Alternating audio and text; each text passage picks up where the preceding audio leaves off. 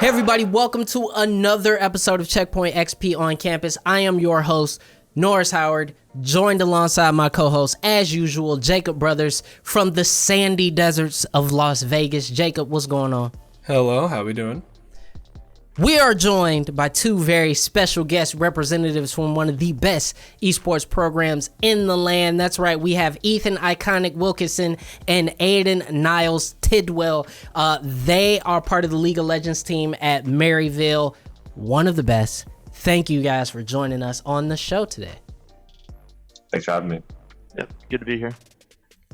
Yeah, and so the first thing I want to ask is that Maryville has a reputation, quite a reputation, cultivated over the last couple years and semesters as one of the best esports programs in the country, at least in the United States. Do you guys feel any sort of pressure with that each time you go into new tournaments, because you're favorites now in almost just about every esport you guys participate in? Yeah, I can take that one. It definitely is a pressure. When I came in my freshman year, we won the Collegiate National Championship. So ever since then, there's always like a target on your back whenever you enter any tournament. Like the only team that people really care about if we're in the tournament is us. There's no real discussion. We always go in as the favorites. So it's nice to always have that tension, but also it's tough it's tough to stay on top, especially because everyone's always trying to topple you, and take your throw. Yeah, you both have been here a while, but Niles, you've even been here since 2018, and you guys have also had a lot of like roster movement over the time. So how do you guys feel that your team has been like developing over the years? Well, we still got the same 5 that we had from last year.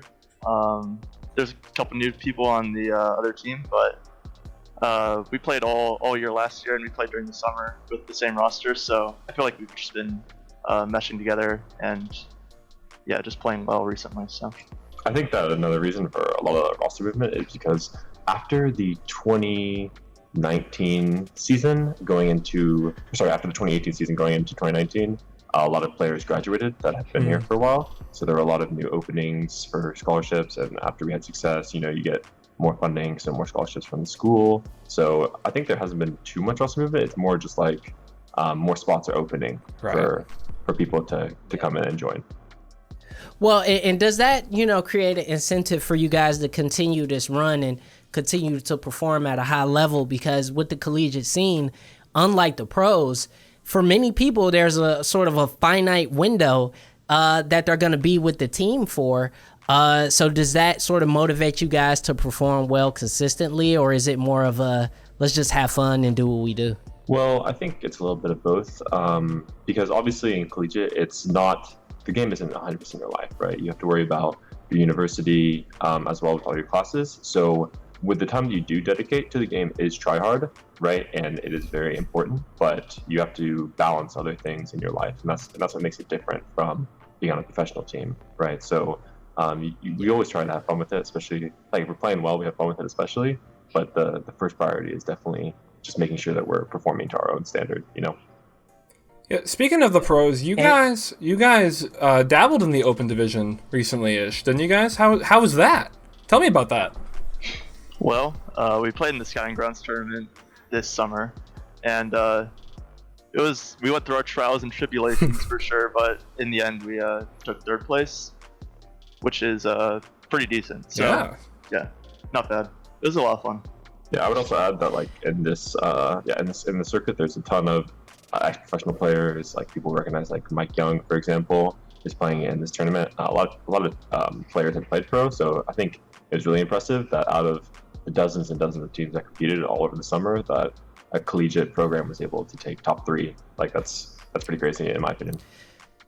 Yeah, I absolutely agree, and I think it's a testament to how well you guys have performed. And speaking of performance, I want to talk about a recent big win you guys had out at the UCLA Invitational, where you guys play Arizona State. They put up a fight, But you guys ended up really taking control of the match in the mid and later games. What was it like, and how were you guys able to really tough out a lot of those wins and end up coming out on top? Yeah, that series was pretty crazy.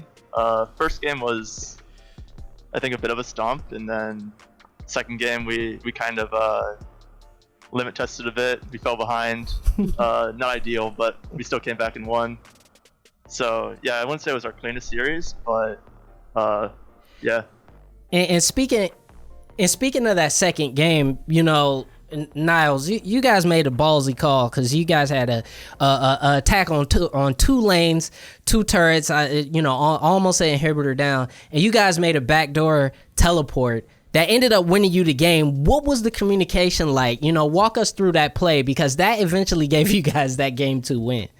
Yeah, so the entire game we started off because from level 1 we fell far behind, and so the entire game was basically just like trying to drag the enemy team around the map and not really fight them 5-on-5, and just like try and split them up and look for picks. So at the end of the game, our mid laner Wolfie, he had like a TP advantage over the mid laner. So I was just telling him that I'm gonna be in the side lane, and if anyone comes to match me, then we can make it a 2v1 if he TP's in. And our team was just able to stop the backs, and Mike used his TP advantage to end the game with me in the side lane. So we knew that we had to play sides after we fell so far behind early, and so just communicating about where they are and who can come kill me and stuff like that. That's kind of the communication right there. Also got to give a shout out to the Shady Blitzcrank on that one. That was a hard carry. Yeah, Shady was popping off on the Blitzcrank. Yeah. Definitely. And so, moving forward, the Harrisburg Invitational is coming up, where you guys will be playing in the League of Legends bracket. I asked Harrisburg this earlier. Do you guys see Harrisburg as sort of rivals? I mean, you'll be competing here. Your two schools have come up against one another in Overwatch as well, your two top programs. Do you guys see each other as rivals and look forward to playing each other? Yeah, there's like 3 other decent collegiate teams, so it's like there's a couple other hard matches. I wouldn't consider them rivals necessarily, but I think we'll do well against them.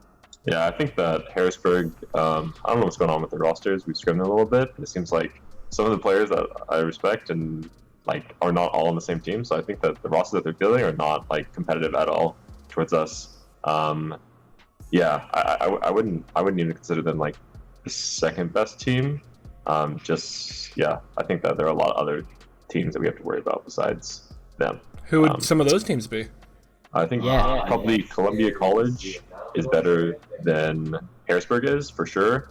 And I think, mostly just Columbia College. I think they have more pop-off potential in some of their players than Harrisburg does. All right. Well, you heard it from a guy who is in the mix. Columbia College is a team to watch out for, and Harrisburg, they might be a little gassed. So it'll be interesting to see how the weekend plays out, considering Harrisburg is hosting the tournament, but nobody wins tournaments that they host. So so with that said, guys, thank you so much for joining us on the show. Iconic and Niles from Maryville University. If anybody wants to follow you guys on social media or anything like that, where can they find you? Don't follow me on social media. I don't know, man. You like Nar. I think you know what you're doing.